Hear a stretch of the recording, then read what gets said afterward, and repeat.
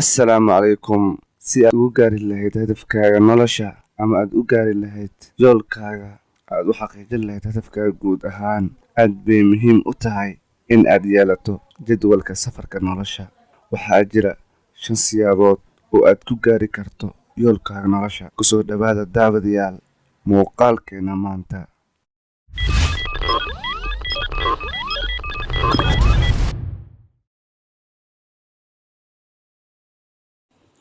Qodobka koowaad, qeex hadafkaaga.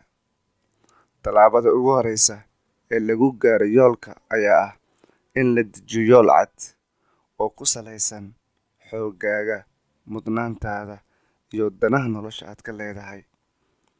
Deji waqti go'an oo lagu gaaro wax soo saarka qorshahaaga, waana inaad marka hore qeexdaa wax soo saarka oo aad sheegtaa nooca yoolkaaga uu yahay. Haddii uu noqon lahaa xirfad aad baranayso ama waxbarasho kale ama ganacsi aad galayso.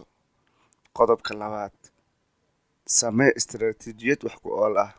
Marka yoolka la dejiyo, tallaabada xigta waa in la sameeyo istiraatiijiyad cad oo shaqada lagu galo. Istiraatiijiyaddu waa inay noqotaa mid jirta oo shaqaynaysa. Waa inaadan buunbuuninin ama yareysan kartidaada iyo awooddaada iyo fursadahaaga ka horyaala. 3, wax ka baro caqabadaha imaan kara. Gaaritaanka yoolku wuxuu noqonayaa mid sahlan oo dhaqso badan marka aad awooddo in aad aqoonsato caqabadaha imaan kara.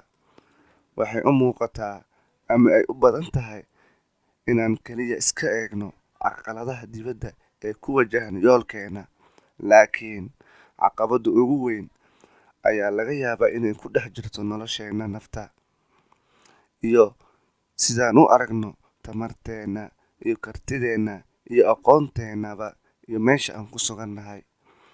Qodobka 4, dib u eeg horumarkaaga oo diiradda saar mar waliba.